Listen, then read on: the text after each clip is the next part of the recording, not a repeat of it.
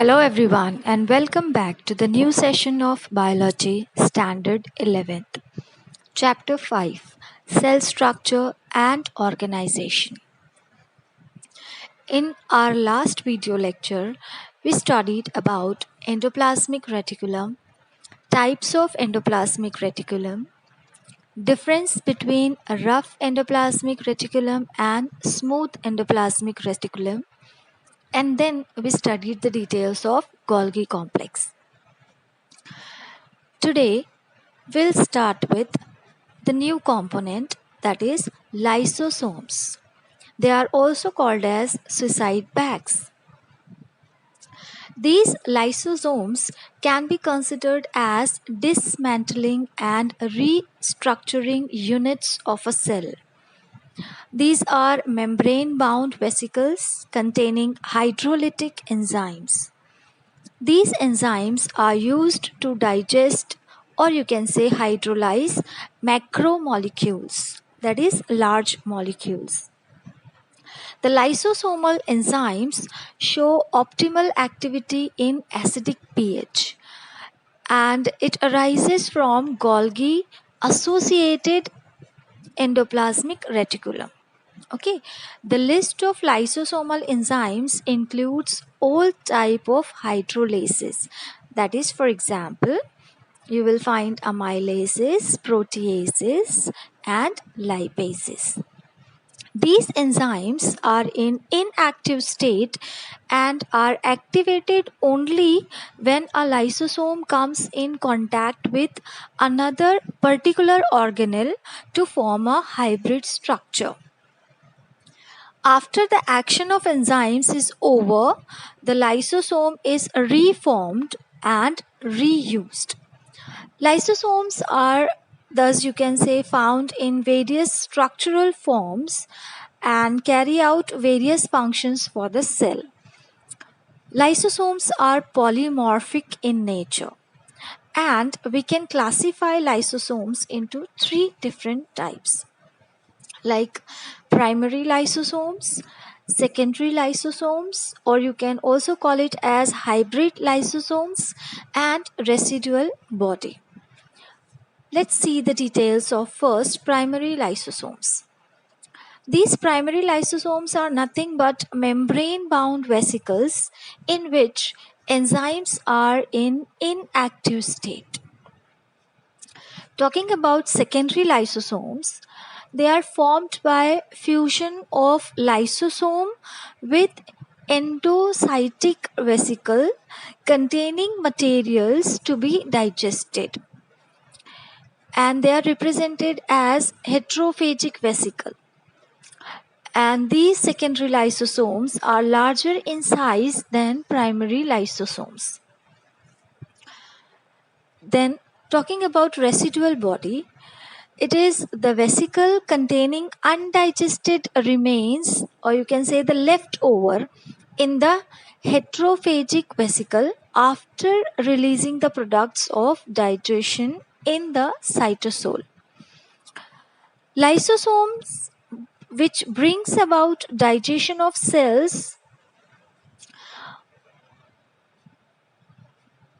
of their own organic material, like a damaged cell organelle, they are called as autophagic vesicles. Okay, that means what these lysosomes, they bring about digestion of their own cells. Therefore, they are called autophagic vesicles, or you can also call them as suicide bags. An autophagic vesicle essentially, or mainly you can say, consists of lysosome fused with membrane bound old cell organelle or organic molecules to be recycled. Remember that every week a human liver cell recycles half of its macromolecules. Now, talking about functions.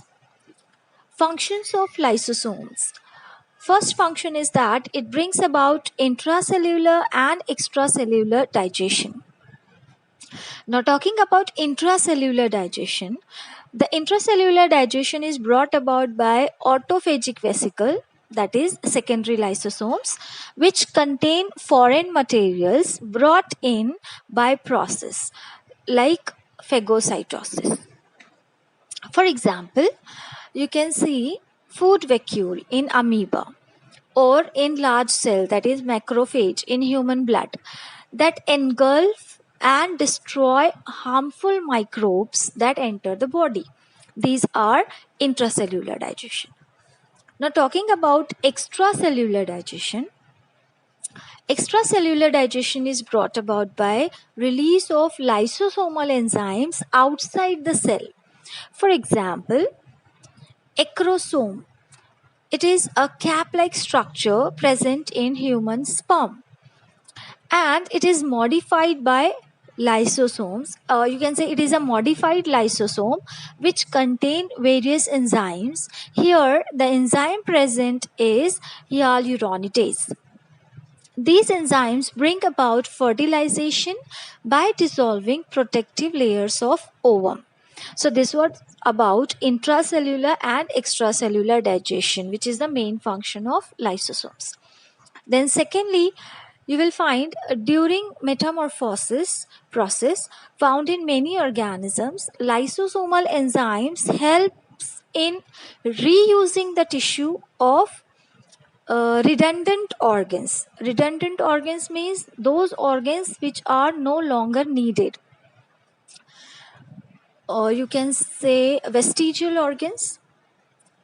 Then third function is lysosomes help in destruction of malignant cells. For example, T lymphocytes. And lysosomal enzymes do not digest their own membrane proteins. Here, the 3D shape, that is the three-dimensional shape of these proteins, probably protects the membrane. Therefore, lysosomal enzymes do not digest their own membrane proteins.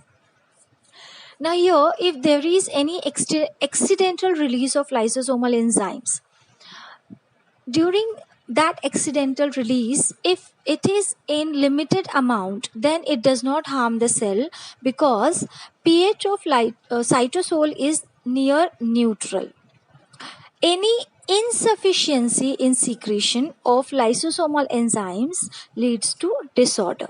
For example, there is a disorder, that is genetic disorder, named as Tay-Sachs disease.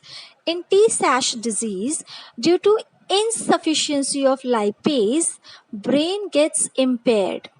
Here, accumulation of fats takes place in brain. This was the detail of lysosomes. Now coming towards the next component, that is vacuoles. Vacuoles are membrane-bound cell sacs mainly found in plant cells. In animal cells also they are present, but whenever they are present in animals, they are few in number and they are smaller in size. Generally, there are 2 or 3 permanent vacuoles in a plant cell. In some large plant cells, a single large vacuole occupies the central part of the cell, and that large part is called central vacuole. In such cells, vacuole can occupy as much as 90% of the total volume of a cell. The vacuoles are bound by semi-permeable membrane called tonoplast membrane. This membrane helps in maintaining the composition of vacuolar fluid, the cell sap, which is different from that of the cytosol. The composition of cell sap differs in different types of cells. The cell sap of central vacuole is a storehouse of various ions, and thus it is hypertonic to cytosol.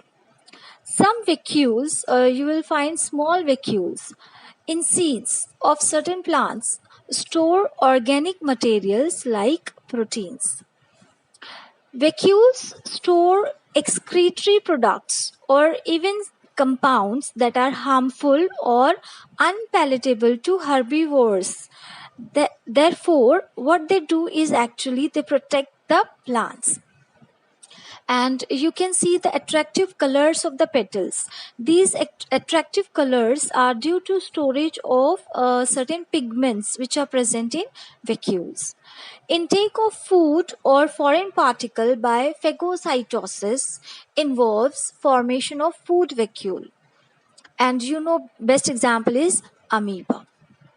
In freshwater unicellular forms like Paramoecium, you will find excretion and osmoregulation takes place by contractile vacuoles. Now coming towards functions of vacuoles. First main function is that vacuoles maintain turgidity of the cell. And secondly, they help in storage of materials. So that was the detail of vacuoles. Let's see a quick summary what we studied today.